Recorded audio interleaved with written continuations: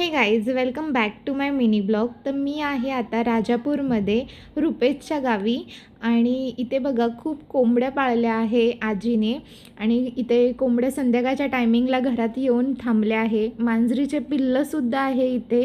तर 2 पिल्लं आता मांजरीसोबत बाहेर गेलेली आणि नंतर जशी घरात आली तशी युवीन त्यांना सतवायला चालू केला.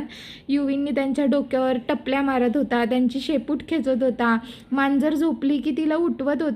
युवीनसाठी हे सर्व नवीन आहे. त्याने मांजर अशी जवळून कधी बघितली नव्हती, लांबूनच तो आम्ही त्याला हात लावायला द्यायचं नाही. पण आमची ही इकडची घरातली मांजर आहे ना, ती खूप शहाणी आहे आणि खूप शांतसुद्धा आहे.